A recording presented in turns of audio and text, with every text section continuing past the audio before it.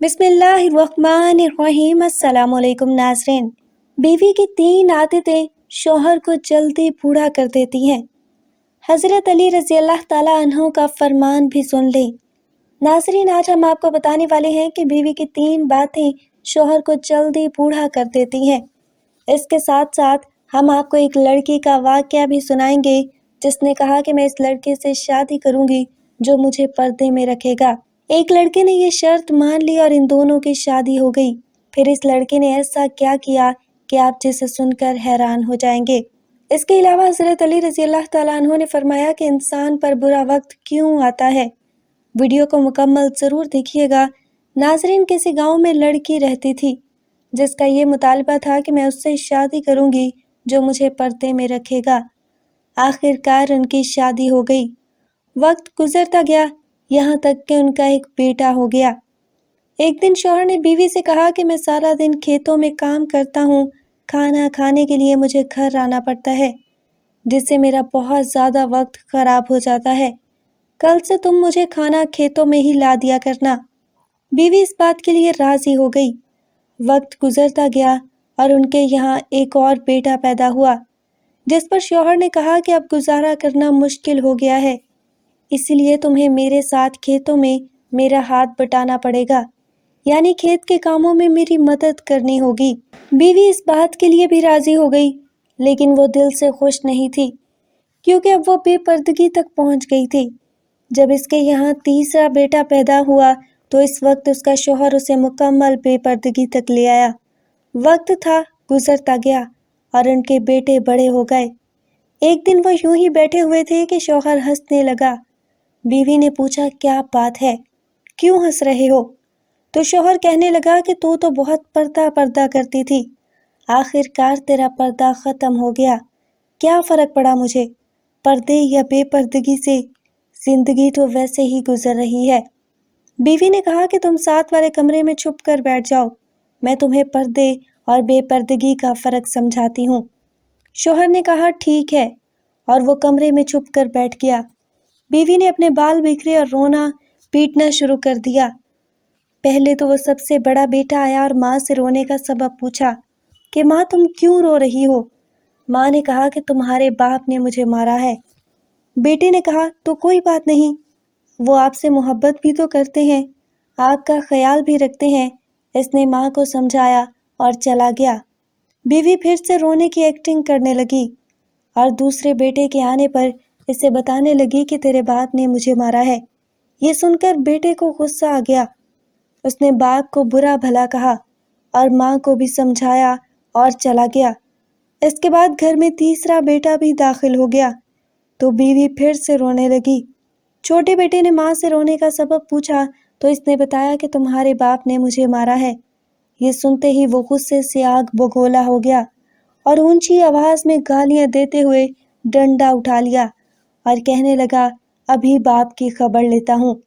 اتنی دیر میں بیوی اٹھ کھڑی ہوئی اور اپنے شوہر کو آواز دے کر باہر بلایا، پھر کہنے لگی، میرا پہلا بیٹا پردے میں ہوا تھا، اسی لیے اس نے تمہارا پردہ رکھا۔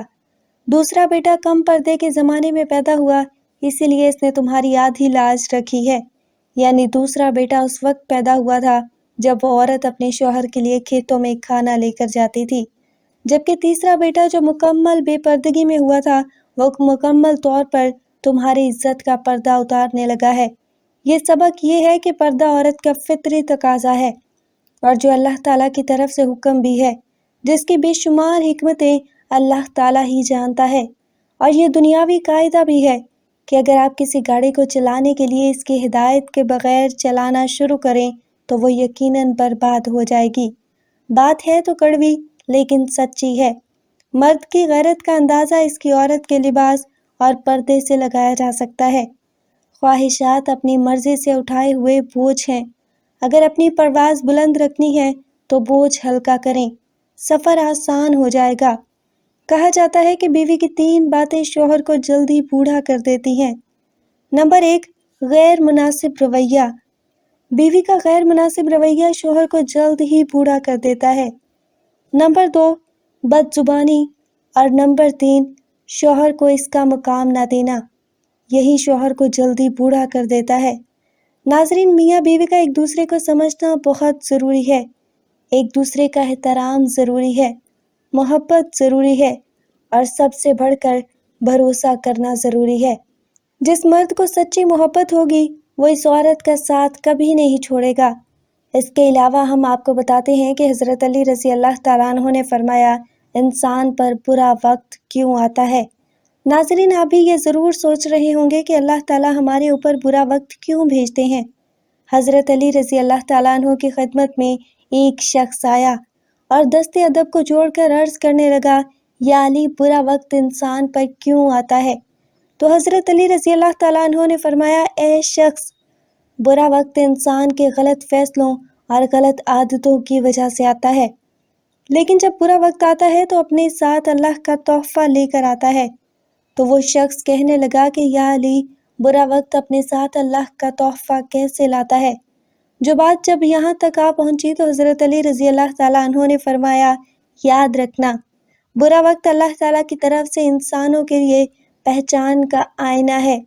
انسان خوشحال ہوتے ہیں، خوش ہوتے ہیں تو ان کے ارد گرد اپنے میں چھپے گئے غیر اور غیروں میں چھپے اپنے ایسے کبھی نظر نہیں آتے، لیکن وقت بدلنے لگتا ہے تو انسان کے چہرے سے نقاب اترنے لگتے ہیں۔